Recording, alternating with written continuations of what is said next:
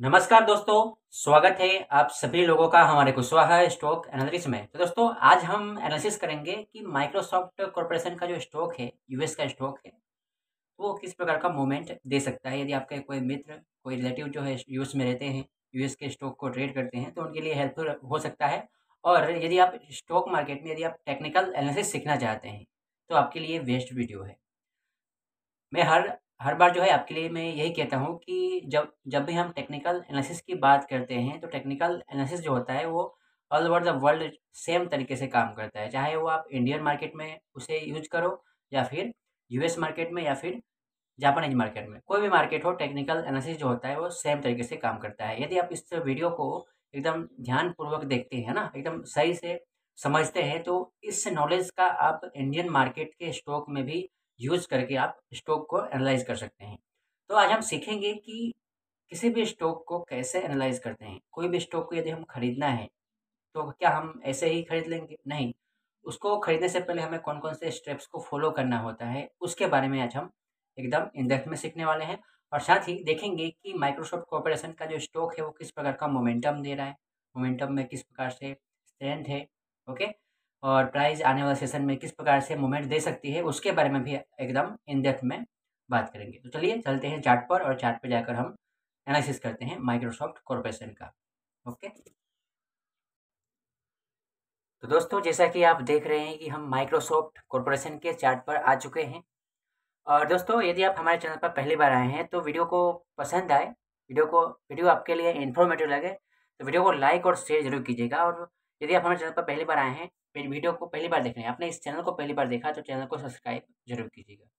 अब इसमें हम क्या सीखेंगे इस सेशन में कि किसी भी स्टॉक को खरीदने से पहले, है ना, चाहे कोई भी स्टॉक हो, उसको खरीदने से पहले हमें कौन-कौन सी बातों का ध्यान रखना होता है, उसके बारे में आज हम सीखने वाले हैं। तो दोस्तों चलिए शुरू करते हैं।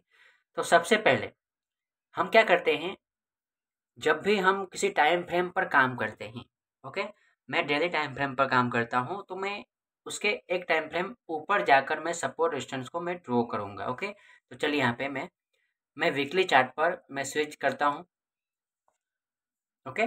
और मैं वीकली चार्ट पर आ गया और मैंने यहाँ पे एक रेजिस्टेंस जोन को ड्रॉ किया है। देखिए यहाँ पे जैसा कि आप देख सकते हैं, मैंने ड्रॉ करके रखा है। कैसे ड्रॉ करते हैं रेजिस्टेंस, यदि आपको ना पता हो तो आप हमारे प्लेलिस्ट में जा सकते हैं, उसमें मैंने इसके बारे में बहुत से वीडियो बनाए हैं। तो जैसे जैसा कि आप देख रहे हैं यहाँ पे कि प्राइस जो है, प्राइस ने यहाँ पे एक इम्पोर्टेंट, यहाँ पे देखिए, इम्पोर्टेंट रेजिस्टेंस जोन को ब्रेक आउट करके ऊपर जा रही है प्राइस, ओके। और वीकली चार्ट पर साथ ही यदि आरएसआई को देखोगे तो मोमेंटम भी स्ट्रॉन्ग है, आरएसआई 70 पर है। हम यहाँ पे ये देख रहे हैं। और यहाँ पर हम जनरली क्या करते हैं कि हम ब्रेकआउट पर ट्रेड लेते हैं, या तो ब्रेकआउट पर ट्रेड लेंगे या फिर कंटिन्यू कोई ट्रेंड, चालू ट्रेंड होगा, उसमें हम पुल बैक का इंतजार करेंगे, पुल बैक होगा तो ट्रेंड लेंगे। तो यहाँ पे हमारे पास अपॉर्चुनिटी कौन सी है, ब्रेकआउट की। क्यों है, क्योंकि यहाँ पे देखिए एक इम्पोर्टेंट रेजिस्टेंस जोन को प्राइस ने क्या किया है, ब्रेकआउट किया है ऊपर की तरफ यहाँ पर, ठीक है। तो हम क्या करेंगे, हायर टाइम फ्रेम पर हम ओनली फॉर सपोर्ट और रेजिस्टेंस को ड्रॉ करने के लिए आएंगे और ट्रेंड को देखेंगे हायर टाइम फ्रेम पर कि ट्रेंड कौन सा है, ओके। तो मैं इसको थोड़ा सा छोटा करता हूँ चार्ट को, ताकि मैं आपको बता सकूँ कि ये ट्रेंड जो है क्या है, ओके। तो यदि आप इस ट्रेंड को थोड़ा सा दूर से देखोगे, तो ये ट्रेंड जो है हमें एक अप ट्रेंड दिखाई दे रहा है ना। मैं आपको ट्रेंड लाइन को ड्रॉ करके दिखाना चाहूँगा यहाँ पे। चलिए मैं यहाँ पे दिखाता हूँ, मैं आपको ट्रेंड लाइन को ड्रॉ करके। यहाँ पे देखिए, ये प्राइस जो है कितना अच्छे से ट्रेंड लाइन को फॉलो कर रहा था, ओके।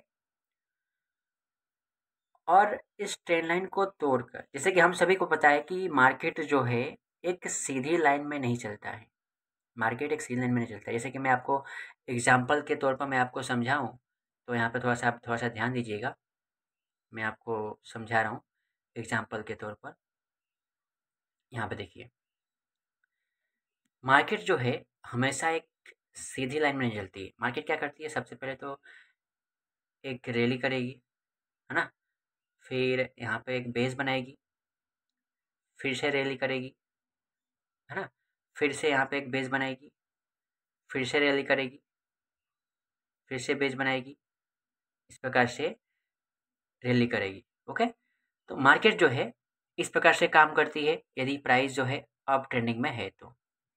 उसी प्रकार से यदि प्राइस, है ना, मार्केट जो है डाउन ट्रेंडिंग में हो तो किस प्रकार से काम करती है वो देखिए। डाउन ट्रेंडिंग में यदि मार्केट हो तो प्राइस किस प्रकार से चलती है उसके बारे में भी आइए थोड़ा चलते हैं। जब भी प्राइस नीचे फ्लो होती है ना तो क्या होती है, एक ड्रॉप करता है, प्राइस ड्रॉप करती है, फिर यहाँ पे,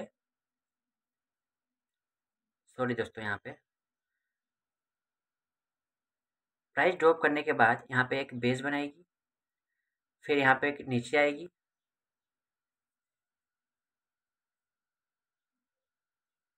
यहाँ पे देखिए दोस्तों,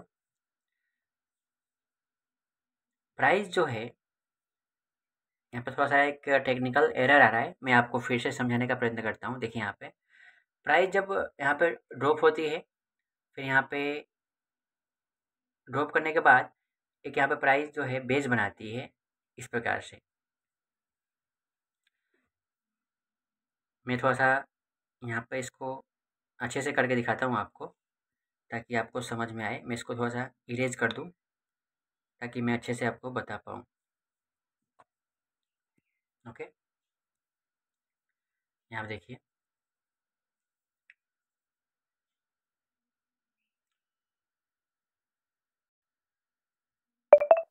इस प्रकार से प्राइस चलती है ना।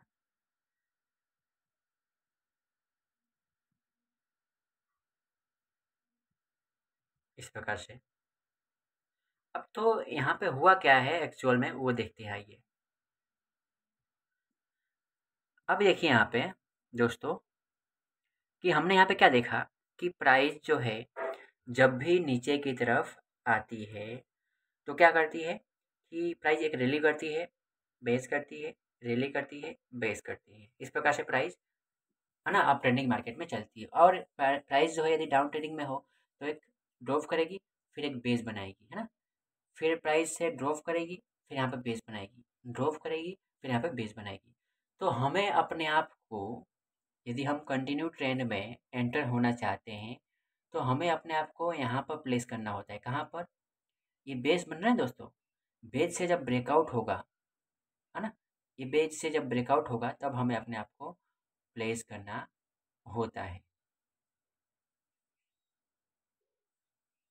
ओके, ये जो आप देख रहे हैं ना यहाँ पे, ये जो बेस से जब ब्रेकआउट होगा तब हमें इस ट्रेंड का फ़ायदा उठाने के लिए, है ना, इस ट्रेंड का फ़ायदा उठाने के लिए हमें बेस पर हमें एंटर करना होता है। यहाँ पे यदि हम शॉर्ट ट्रेड करते हैं तो हमें बेस से जब ब्रेकआउट होता है तो हमें एंटर होना होता है। हम कभी यहाँ पे एंटर नहीं होंगे बीच में, तो ये हमें ध्यान रखना होता है। ओके, तो आइए चलते हैं हम अपने टॉपिक पर। ये था ट्रेंड का एक ट्रेंड जो है एक बहुत ही अच्छा चैप्टर है यदि हम उसको अच्छे से समझें तो यहाँ पे हम देखेंगे कि प्राइस ने एक रैली देने के बाद, है ना, प्राइस एक रैली देने के बाद यहाँ पे डिस्ट्रीब्यूट किया, प्राइस ने यहाँ पे रेस्ट लिया थोड़ा सा, है ना, प्राइस ने थोड़ा सा यहाँ पे आराम किया, और आराम करने के बाद जो है यहाँ पे प्राइस ने इस जोन से, है ना, इस डिस्ट्रीब्यूशन जोन से ऊपर की तरफ ब्रेकआउट दिया है। यहाँ पे आप देखोगे तो हमें ब्रेकआउट पर अपॉर्चुनिटी मिलती है ना, मौका मिलता है ट्रेड करने के लिए। तो हम चलते हैं, क्या कहाँ चलते हैं, हम चलते हैं डेली चार्ट पर, क्योंकि हम यहाँ पे क्या करने आए थे, हम हायर टाइम फ्रेम पर क्या करने आते हैं, एक तो ट्रेंड को देखने के लिए कि प्राइमरी ट्रेंड कौन सा है। ओके, दूसरा सपोर्ट रेजिस्टेंस को देखने के लिए हम हायर टाइम फ्रेम का यूज करते हैं। अब चलते हैं डेली टाइम फ्रेम पर, तो हम डेली टाइम फ्रेम पर आ चुके हैं। ओके, जैसा कि आप देख रहे हैं कि प्राइस जो है यहाँ पे अपने रेंज बाउंड जोन से, है ना, साइडवेज जोन से ब्रेकआउट हो चुकी है, और ब्रेकआउट होने के बाद प्राइस, यदि आप आरएसआई को नोटिस करो, आरएसआई जो है अपने किस जोन तक, देखिए यहाँ पे मैं आपको बताता हूँ मार्किंग करके, बने रहिएगा वीडियो में, बहुत ही इंटरेस्टिंग चैप्टर है आज का। तो यहाँ पे देखिए, मैं यहाँ पे क्या आपको दिखाना चाहता हूँ। देखिए दोस्तों, ये जो है ना, ये जो आपको रेंज दिखाई दे रहा है यहाँ पे, ये जो रेंज दिखाई दे रहा है आपको, है ना, ये जो RSI जो है यहाँ पे मोमेंटम, यहाँ पे प्राइस में इतना मोमेंटम स्ट्रॉन्ग है कि RSI जो है यहाँ से समथिंग 66 के नीचे नहीं आ पा रही है ना। यहाँ से आ रही है, फिर यहाँ से टप्पा खा के ऊपर जा रही है, यहाँ पे आ रही है, यहाँ से टप्पा खा के ऊपर जा रही है। मोमेंटम इतना स्ट्रॉन्ग है। तो यदि हमें अपने आप को यदि हम यूएस मार्केट को ट्रेड करते हैं, यूएस स्टॉक को ट्रेड करते हैं, तो हमें अपने आप को यहाँ पे प्लेस करने के लिए क्या करना होगा, है ना। हम सभी को पता है कि प्राइस जो है एक रैली बेस करके चलती है अप ट्रेंडिंग में। तो यहाँ पर हम क्या करेंगे, यहाँ पे एंटर होने के लिए यदि हम यहाँ पे हम एंटर लेते हैं, सपोज मान लीजिए कि, तो हम यदि हम स्टॉप लॉस लगाते हैं तो stop loss something like date यहाँ पे लगाना है ना। तो यहाँ से हमारा रिस्क जो है बहुत बड़ा हो जाएगा, 7% का रिस्क हो जाएगा। तो हमें क्या करना होगा, हमें जो है टाइम फ्रेम को चेंज करके, है ना, एक टाइम फ्रेम नीचे जाएंगे हम यहाँ पे, और नीचे जाके जो है हम क्या करते हैं कि आवरली चार्ट पे आ जाते हैं, आवरली चार्ट पर कि प्राइस जो है किस प्रकार से बिहेव कर रहा है। तो यहाँ पे आप देखोगे, है ना, तो जैसा कि आपको पता है, मैंने आपको बताया अभी अभी कि किस प्रकार से प्राइस किस प्रकार से चलती है मार्केट में, है ना, किस प्रकार से काम करती है। तो प्राइस जो है यहाँ पे रैली करती है, फिर बेस बनाती है, रैली करती है, बेस बनाती है, rally base, rally base, rally base, इस प्रकार से प्राइस चलती है। तो हमें अपने आप को क्या करना होता है ना, जब बेस बन जाता है दोस्तों, इसके अंत में हमें एंटर होना होता है ना, इसकी क्वालिटी को हमें पहचानना होता है। तो यहाँ पे देखिए, एक रैली करने के बाद एक बेस बना हुआ है, और बेस बनने के बाद यदि आप वॉल्यूम को ऑब्जर्व करोगे तो वॉल्यूम जो है यहाँ पे एकदम लो वॉल्यूम है, समझे। और यहाँ पे जो बाइंग का वॉल्यूम जो है अधिक दिखाई दे रहा है। तो यहाँ पे जो सेलिंग है वो जेन्युइन सेलिंग नहीं है ना। यहाँ पे जो सेलर्स है वो इंटरेस्टेड नहीं है बेचने के लिए। यहाँ पे एक प्राइस का जो करेक्टर होता है वो ये है। तो हम यहाँ पर अपने आप को प्लेस कर सकते हैं लोअर टाइम फ्रेम पर आकर, ओके। और जो हम स्टॉप लॉस लगाएंगे वो जो है अपने अपना जो टाइम फ्रेम है ना दोस्तों, हम डे टाइम फ्रेम पर काम करते हैं, ओके। तो डे टाइम फ्रेम पर आकर हम अपना स्टॉप लॉस जो है लगाएंगे। तो इस प्रकार से करना होता है। तो दोस्तों इतना ही नहीं, किसी भी स्टॉक को यदि हम एनालिसिस करना है तो उसमें हम डिमांड सप्लाई को देखते हैं, है ना। प्राइस ने ब्रेकआउट दिया है तो क्या वो ब्रेकआउट जेन्युइन है कि नहीं है वो भी देखते हैं। जेन्युइन होने के लिए मैंने क्या लिखा यहाँ पे, प्राइस ओवरबोट हुआ है ना, 70 के ऊपर है। कितने दिनों तक, यहाँ पे देखिए आप, मैं आपको मेजर करके दिखाता हूँ। देखिए यहाँ पे प्राइस ने यहाँ पे ब्रेकआउट किया, है ना। ब्रेकआउट के बाद जो यहाँ पे देखिए, ब्रेकआउट होने से पहले मैं आपको यदि बता दूँ तो देखिए प्राइस ने यहाँ पे ब्रेकआउट किया है ना। लेकिन यदि हमें RSI को देखने आता है तो हमें तो यहीं पे पता चल जाएगा कि प्राइस जो है इस जो जोन है ना, इस जोन से नीचे नहीं आ रही, मोमेंटम इतना स्ट्रॉन्ग है, समझिए बात को। तो यदि हम RSI को देखेंगे तो RSI जो है हमारे लिए एक बहुत ही अच्छा जो है इंडिकेटर है, जो हमें ट्रेंड, मोमेंटम के बारे में बताता है, ओके, ओवरबोट ओवरसोल्ड के बारे में बताता है। तो दोस्तों ये था हमारा आज का एनालिसिस। तो यहाँ पे हम क्या करेंगे कि यदि हम डे टाइम फ्रेम पर है तो यदि हम अर्ली एंट्री चाहते हैं तो हम अर्ली चार्ट पर जाएंगे, अर्ली चार्ट पर जाकर वो अपना पोजीशन बनाने का कोशिश करेंगे। और यदि हम थोड़ा सा कंफर्मेशन चाहते हैं तो हम क्या करेंगे, थोड़ा सा यहाँ पे इस प्राइस को थोड़ा सा रीटेस्ट करने के लिए छोड़ देंगे, क्योंकि यहाँ पे देखिए रीटेस्ट यहाँ पे होने की संभावना जो है बहुत कम है। बहुत कम इसलिए क्यों है, क्योंकि यहाँ पे मोमेंटम है, स्ट्रॉन्ग है, ओके। तो यहाँ पे देखिए रिटेस्ट तो होगा लेकिन एक सेशन, कुछ सेशन के बाद, क्योंकि प्राइस का करेक्टर है, प्राइस कभी भी एक सिंगल लाइन में नहीं जाएगी, यहाँ पर मैं आपको बताऊँ, यहाँ पे चलिए मैं आपको बताऊँ, प्राइस जो है, प्राइस कभी भी एक सिंगल लाइन में नहीं जाती है। प्राइस जो है हमेशा इस प्रकार से चलती है। किस प्रकार से, मैं बताता हूँ आपको, चलो। इस प्रकार से चलती है, फिर यहाँ पे आती है, ऐसे चलती है, फिर ऐसे चलती है, फिर ऐसे चलती है, यहाँ पे देखिए, फिर यहाँ पे इस प्रकार से रैली, फिर बेस, फिर रैली, इस प्रकार से प्राइस चलती है। प्राइस कभी भी एक सीधी लाइन में नहीं चलती, ध्यान रहे, ठीक है। तो प्राइस ने यदि एक रैली बनाया है, यहाँ पे देखिए, मैं आपको क्या बताना चाहता हूँ, उसको ध्यान से समझिएगा। यदि प्राइस ने, सॉरी दोस्तों, मैं इसको थोड़ा सा यदि प्राइस ने एक रैली बनाया है तो बेस तो बनाएगा ही बनाएगा। ओके, तो हम बेस पे अपने आप को प्लेस करने का प्रयत्न करेंगे।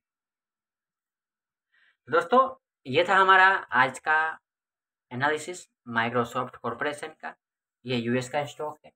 ओके, तो हमें इसमें से क्या सीखने को मिलेगा? हम टेक्निकल एनालिसिस को सीख सकते हैं यदि इस वीडियो को आप एकदम अच्छे से देखो, शांति से देखो, यानी कि समझो, तो इस टेक्निकल एनालिसिस का यूज़ करके आप इंडियन स्टॉक को भी एनालाइज कर सकते हैं। ओके, इंडियन स्टॉक को हम एनालाइज नहीं कर सकते हैं, कुछ नियम है, कुछ रूल्स है, उसको फॉलो करना होता है। ओके, बाकी का ये वीडियो जो है दोस्तों एजुकेशन पर्पज से है, जो कि मैं यूएस मार्केट के ऊपर बनाता हूँ। ओके दोस्तों, आज के लिए इतना ही, मिलते हैं एक अगले सेशन में, तब तक के लिए जय हिंद।